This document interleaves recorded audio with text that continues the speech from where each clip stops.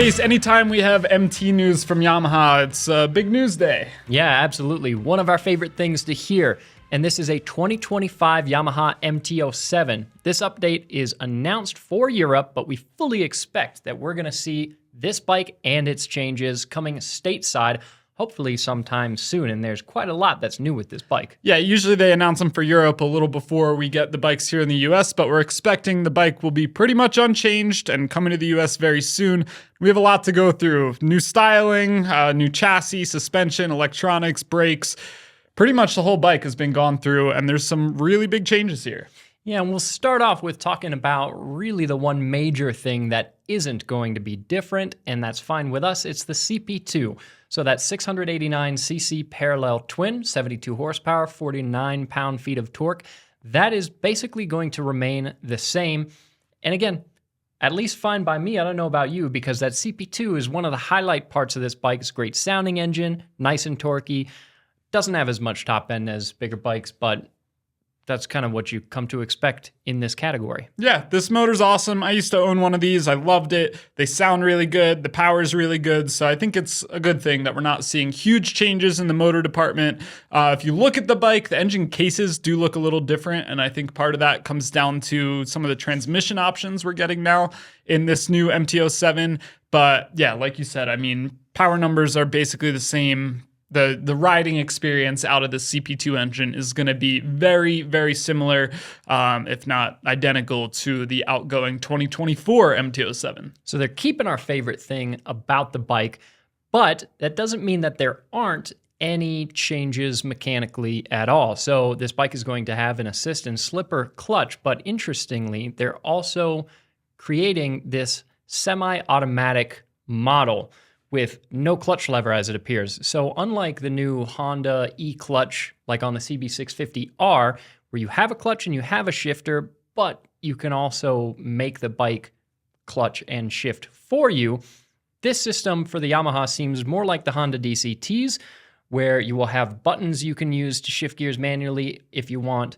or you can just let the bike do things on its own and figure it out. Yeah, which I think is a great option because the MT-07, it's kind of that really good power level of, if you want something that is going to last you a long time and, not feel like you're riding a super slow bike and it's still your first motorcycle, it's that good amount of power where it's not too much where it's hard to manage, but not too little where a few years down the line, it's going to be, just boring for you. So the MT-07 in college was one of my first real proper street bikes. I know a bunch of people that a couple of my friends actually had MT-07s as their first motorcycle. So it's a popular first bike. And now having the option to get into one that doesn't require a clutch lever makes the barrier to entry a lot lower for some people that want a cool motorcycle, but might be a little intimidated by all the moving parts it takes to operate a motorcycle. That being said, if you know yourself and you know you're not the most responsible, this is 100% a bike with enough power that you can get into trouble on it. So keep that in mind if you are going to be shopping for one of these, whether the new one or an older model, as your first bike. It's definitely quick enough to get you into trouble. So figure that out. Analyze your riding style. There you go. And your personality. I like that. Yeah. Tech, besides, obviously the automatic or the semi-automatic is a big tech thing, but the screen has been majorly upgraded on this new MT-07. You now have a 5-inch TFT screen.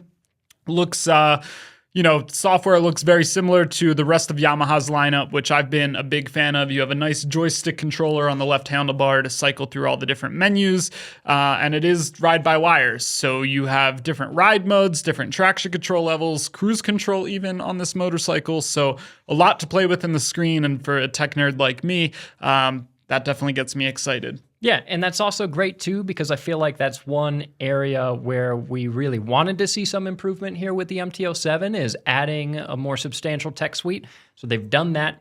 That we're excited to see. Now they've also, of course, updated the styling on this motorcycle to let you know at a glance that this is a different bike from the outgoing MT-07. You can see a lot of relation to the previous MT-07. When you look at it, it's still very clearly an MT-07. You can tell what bike it is. Now, maybe a little controversial, maybe just for some people, maybe not for everybody, but the headlight styling, me personally, the very angular transformer looking styling on a lot of naked bikes is not my go-to. This new headlight, and I will die on this hill, I don't think it's a very good looking headlight, but you are a naked bike guy, so maybe you have a different feeling about it. Yeah, I gotta be honest, it's not my favorite headlight that exists on a motorcycle. It has grown on me a little bit since I've been seeing them, because this is a very similar headlight to the MT-09. It's got kind of that same, I called it a Stormtrooper helmet look. It has that sort of design to me. And when I did my initial video on the MT-09, I did say I wasn't the biggest fan of it. A lot of commenters let me know that I was crazy and they really liked the look of that headlight. Then when I went out to ride the MT-09 SP, like I said, it grew on me a little bit. It didn't look quite as weird as when I first saw it. And that's how a lot of design things go, especially with motorcycles. The more you see them, the more normal it starts to look. But yeah, like you said, it's not for everybody. Some people are going to love it. Some people are going to hate it. Ultimately, design is subjective. If you like it, that's all that matters. It's not what I would call a classically beautiful design. I don't think it's going to end up in an art museum in 50 years, but that doesn't really matter so much. Kase just wants a round headlight on every motorcycle. Perfect. Yeah. Sounds great to me. Now, they also did a new intake design on this MT-07, kind of like what they've done with the MT-09, to bring a little bit more sound toward you as the rider, which is really cool, especially if you know what Yamaha is all about in their background. The Yamaha logo, as we've talked about many times, is 3 tuning forks, because Yamaha is also an instrument company, so sound is very important, and that intake design is a pretty cool feature. Yeah, they've been really killing it with the sound. They've been doing this on pretty much all their bikes where they're trying to get some more induction noise back at the rider. The MT-07, we haven't heard this one in person yet, but it's always been a really good sounding bike. I think one of the best bikes you can pull a stock exhaust off of and put a pipe on there, and it sounds really, really good. That cross-plane 2-cylinder is just pretty epic when you open it up a little bit. And so this, I would imagine, is going to be the same exact way, but just as you're on the bike actually riding it, you'll be able to hear a little bit more coming out through the tank area, and that's always good. Like you said, Yamaha nails the sound. They know how to do it well, and I have no doubts that this is going to sound pretty good. Now, all that tech, styling, sound is well and good, but what about performance? Because that's important too, especially on a bike like this. And in addition to all these new electronics and everything, they've done quite a bit as far as lightening some critical components in the vehicles. So new wheels, for example, on this bike, over 1 pound lighter. Bodywork, 1.3 pounds lighter. And in total, the model is going to be a couple pounds lighter. The manual version of this bike, the regular clutched model, is about 403 pounds versus 406 in the old model. If you do get the automatic version, it's going to be a bit heavier at 410 pounds. Now, 403 versus 406 doesn't sound like a boatload of weight, but a lot of that weight reduction being in the wheels is pretty nice. Yeah, the Yamaha's using this new spin-forged wheel that they've been doing on some other bikes too. I think the wheel design looks pretty good. I love the color, especially on the Ice Storm colorway that they're showing off. I think those blue wheels look pretty sweet. But yeah, it's not too often you see a ton of new features and a ton of new tech getting added to a bike and the weight actually goes down. And a lot of that comes down to the chassis too. The frame has been completely redone. It's still a tubular frame. The headstock area is basically the same as it was before, but everything else on the frame has been changed and lightened up a little while also being a little more rigid. So they're saying 12 to 13% increase in rigidity while the weight of the frame itself remains exactly the same. Yeah, and still a steel frame as well, but dramatically enough redesign that they got more rigidity, no extra weight. That's always nice to see. Incremental changes, but still make an impact. They've also changed up the riding position a little bit, so a slightly wider handlebar, which is also set a little lower and a little further back. And they're also putting the foot pegs a little bit lower. Yeah, so what that means to me, we obviously want to ride this bike and see what that translates into an actual feeling, but just by the numbers they're giving us, seems like you're going to be in a little more of a sporty position, but they're not compromising on leg room by doing that. So the foot pegs are lowered down a little bit, so you don't feel cramped up on the bike, even though they drop down the riding position a little bit. So I think you'll be just ever so slightly leaned over a little more than the old MT-07, but it shouldn't be uncomfortable, especially because the foot pegs are a little lower to the ground now. Now, if so far you're not so excited about these changes, you might have noticed one of the things that we're most excited about by looking at some pictures of this bike: 41 millimeter inverted front forks on this motorcycle. Finally, we've been wanting this bike with a better suspension kit from the factory for a while. Yeah, that was always one of the downfalls of the MT-07 was no inverted forks. And people complained about it, and Yamaha listened. So now you have an inverted fork setup.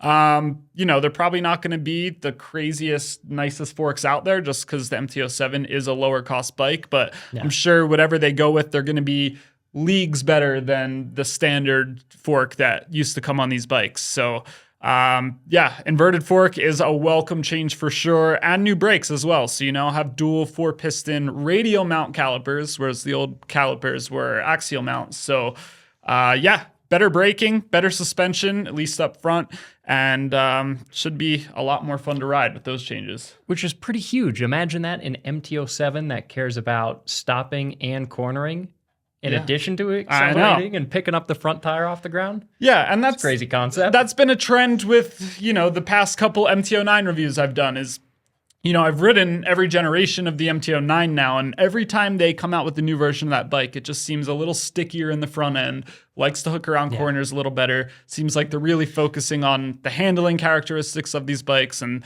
this looks like it's going to be the same way. Yeah, to Yamaha's credit, quite a while ago in these MTs, they figured out some awesome power plants, but the bit of the handling and braking and everything kind of came later. Yeah, exactly. Which is, again, why them keeping most of the motor the same, I think, is the right call here. Because that part they already nailed a long time ago, and now it's just figuring everything else around the bike that's going to make this a really good package. Yeah, which is awesome to see.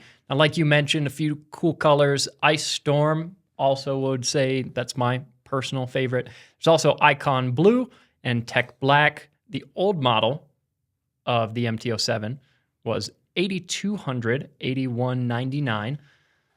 I'm reasonably assuming that with a lot more tech, with better brakes, with a more sophisticated suspension system, it's probably going to be more expensive.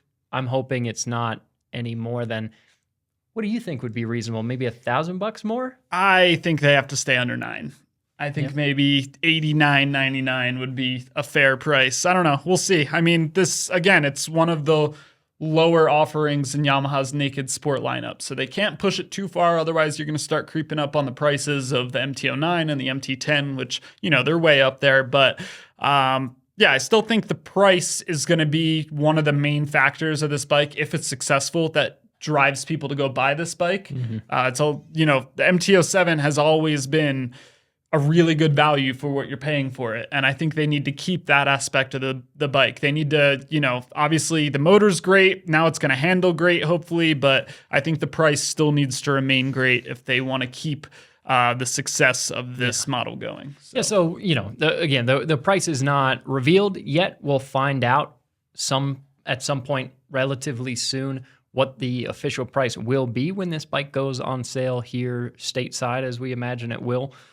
But I think, even with a bit of a price bump, it's going to be well worth it for the majority of riders. Just having that extra tech, better suspension, better brakes, a little bit of lightning, which is nice too. But those features alone are worth a couple bucks to me. I would pay a bit of a premium. To your point, still need to keep it an affordable bike. That's kind of the point. But if they can make it this much better on paper and keep that price in check, it's going to be a sweet deal. Yeah, So there you have it, the new 2025 MT-07. We'll be sure to keep you updated with more info as we find out about it. And again, hopefully we're going to get some seat time on this one, take it for a ride out in the streets and see what it's like. But thanks for watching. Check out alltfl.com and we'll catch you in the next video.